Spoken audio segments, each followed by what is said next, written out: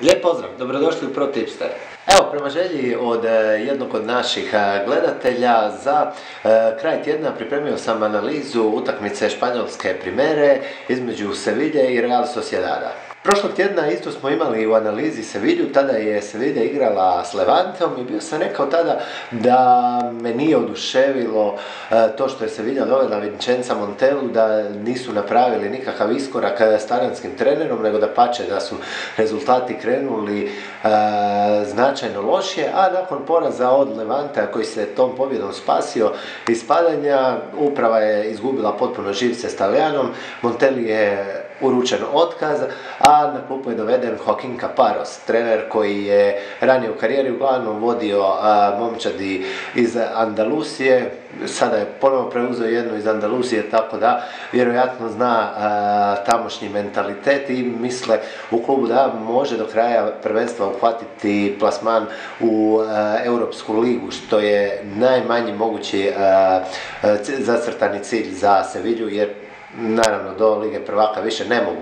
Trenutno su 8. sa 48 bodova, gost Real Sociedad je na 46 bodova.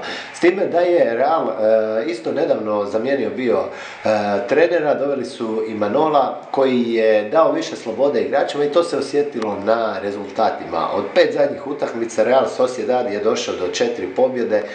Iznenađujuće, jedina utakmica koju je u tom periodu izgubio je protiv posljednje plasirane Malage, no dobro, svakom se dogodi valjda loš dan, ali tom dobrom serijom Real Sociedad se vratio u igru za Europu, a sigurno su danas i puni samopouzdanja jer su prošlog tjedna sa uvjerljivih 3-1 slavili u njihovom najvećem derbiju, u baskijskom derbiju protiv Athletic Bilbao. Igralo se tada u San Sebastianu, znači bio je Real Sociedad domaćin i slavio uvjerljivu pobjedu.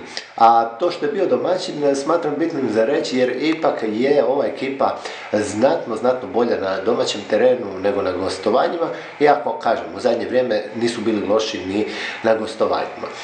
Caparros će vjerojatno danas nešto promijeniti način igre Seville, očekuje se da će igrati u 4-4-2, doći sigurno do nekih promjena u ekipi, pogotovo meni najavljuju u napadu, no od izostanaka nemamo samo Simona Kjara, danca obrambenog igrača koji je ozlijeđen. Nešto više problema s izostancima imaju gosti kojima se ozlijedio desni bek Arice Lustondo, a ozlijeđenim je i veznjak Xavi Prieto koji je inače kapetan momčadi, dok je defanzivni veznjak Ruben Pardo kartoniran. To zapravo i nije toliki hendikep, mislim hendikep je što im ne igra desni bek, no u vezi je Real Sociedad daleko najjači, to mu je najjači dio momčadi, tako da su najavljeni David Zurutuza i Asier Laramendi, tako da problema u srednjem redu ne bi trebalo biti. Ozlijeđen je i napadač Manol Aguirreche, po meni jako dobar igrač, ali koji se konstantno muči s ozljedama, tako da ni njegov izostanak nije neka velika novost. Kladionice su za favorita postavile ponovo za dosta velikog Sevilju, iako je to ekipa koja 9 kola nije nikoga pobjedila.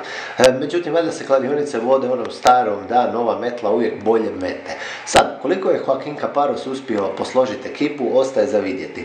Po meni 1,75 na domaću pobjedu nema apsolutno nikakvu težinu niti vrijednost.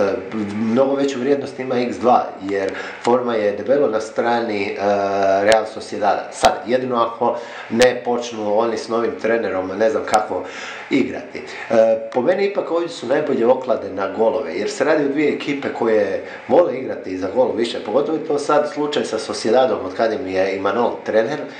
Ostaje za vidjeti, kažem, kako će igrati pod Caparrosom Sevilla, ali ne vjerujem da će on forsirati neku jako obrambenu taktiku. Tako da su na više golova oklade dobre, malo su niski koeficijenti na više od 2,5 gola, s tim da je 3,5 gola prevelika linija, tako da bih ja nekako najradije odabrao onaj azijsku liniju od 3 gola, tako da imamo povrat sa točno 3 gola.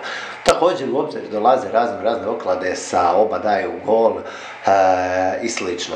Ali samog pobjednika jako mi je teško prognozirati i ako kažem pričamo o vrijednosti, vrijednost veću daleko ima igranje na goste, odnosno da ostaju neporaženi. Evo, toliko od mene za kraj tjedna, lijepo vas pozdravljam i želim vam dobar provod. Pozdrav svima!